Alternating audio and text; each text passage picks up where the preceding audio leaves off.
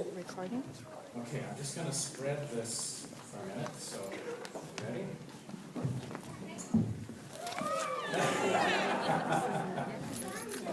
You were in the story. Okay, now I have to tell you something, Catherine. I need some space for this, and if you're going to see it, what you really need to be around this side, because this story has big pieces that are going to hide everything here. Okay, so if you can just move around a little bit. There's space over there. Megan, did you want to go over there? And do we have Hannah with us this morning? Yeah, she's there. Hannah is, I think she's in her pajamas because she's in Germany where she's living, and it's almost bedtime there because they're, even with the time difference, they're still a long way ahead of us. There's Theo too. Oh, there's Theo too. Everybody see them? Hi.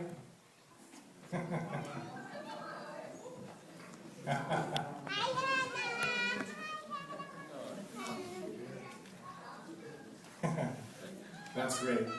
So, let's hear our story. You know what this is, right? It's the desert. It's the sand. It's the piece of cloth that tells us we're in the land where Jesus lived. It doesn't look like desert. Oh. You have to use your imagination. So there it is. And this is one of the stories, and we haven't had one for a few weeks because we've been doing other things. This is one of the stories about Jesus. And Jesus lived in this place, and the really neat thing was that as he became known, everywhere he went, village to village, people would hear that he was coming, and it was like Justin Bieber was suddenly in town. And people would rush out to see him. And some people rushed out because they were sick, they didn't feel well, and they had heard that Jesus could help them feel better. And some people rushed out because they heard that he taught really great things, and they might learn something. And some rushed out just because they wanted to see this amazing person who was so filled with love that people were changed when they met him. So village after village has happened. But in our story today, it's not a village where Jesus goes to. It's a city. It's the city of Jerusalem. It was the biggest city in the area. It was like Vancouver is for us, a really big city. Yeah, it almost takes over everything, you're right. And so Jesus goes to Jerusalem, and the people in Jerusalem also came to see him. But there was a priest. A priest is like a minister, like I am. And the priest who worked in the temple didn't like Jesus. He was afraid of Jesus. He was jealous of Jesus because the people all went to see Jesus and didn't go to see him. And he knew all of the laws that the people had to obey in order for God to be part of their lives. And the laws went on and on and on. There were lots of laws and rules. And the priest made sure that everybody obeyed every rule. There were rules for what you could eat and what you couldn't eat. There were rules for who you could talk to and who you couldn't talk to. There were rules for how you were to behave. There were rules for how you were to pray. There were rules for what part of a town you could live in and what part you couldn't. There were rules for what kind of job you could have. It went on and on and on. Well, in fact, there were over 600 of the rules. And there was another person. This person was called a scribe. It's a funny word, isn't it? But a scribe, what the scribe's job was when people got these rules and didn't understand them, the scribe would help them understand the rules. They knew what to do. That was his job, was to help them. Did you make those? No, Did you make the buildings? I did. I made the buildings. Who made the people? IKEA.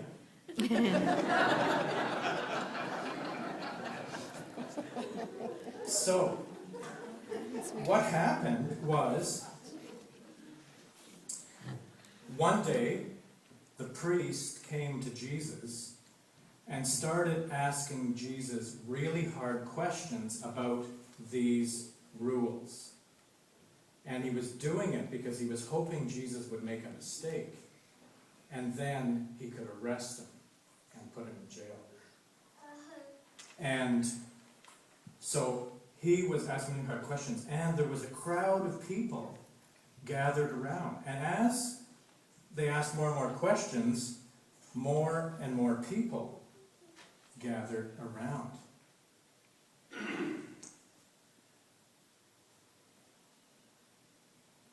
And it was while that was happening that the scribe came along the street and he saw this going on, and he stood kind of a little bit away and he watched this priest asking these really hard questions, and Jesus was answering them really, really well. It was amazing. Like easy peasy. Yeah. So, the scribe interrupted the priest and came up to Jesus and said, Jesus, there are so many rules and laws to teach people. Which ones are really important? And what is the most important rule? You already know, right? Let's see what Jesus said. So Jesus listened to the scribe, and he thought about it for a minute, and he knew what the most important rule was, because he grew up in the church knowing what that rule was. So this wasn't hard for him. So what do you think he said? Follow God and Jesus. Follow God or Jesus?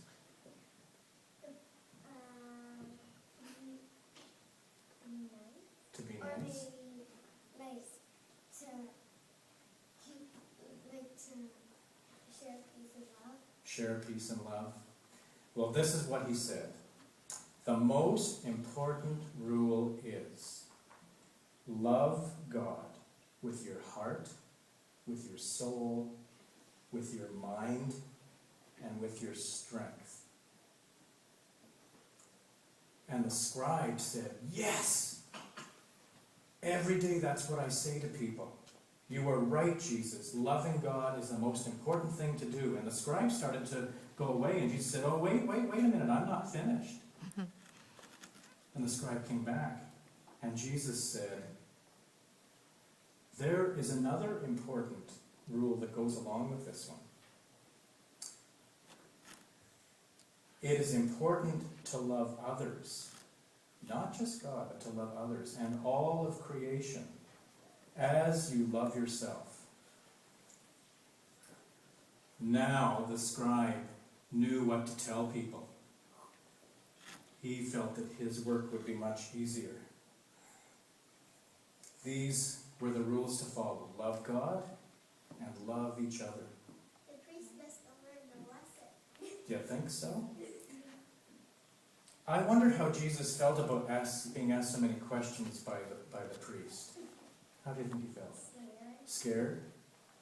Maybe like confused. Confused? I think he felt like, why are you asking me all these questions?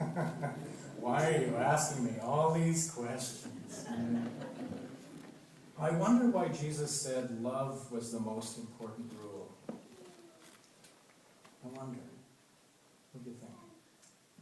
I think he said that because love is really important, because without love we wouldn't have friends, we would just be fighting.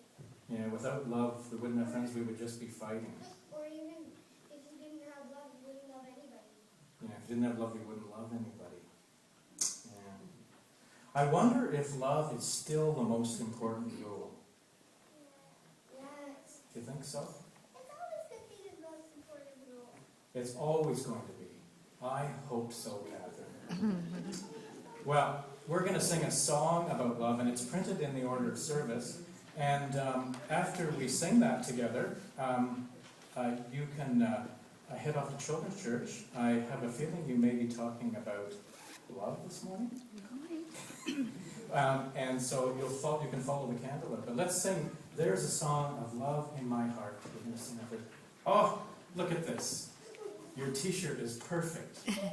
You should turn around Turn and show around. people Let's your see it. t-shirt, Megan. Oh, yeah. How perfect. There's a song of love in my heart.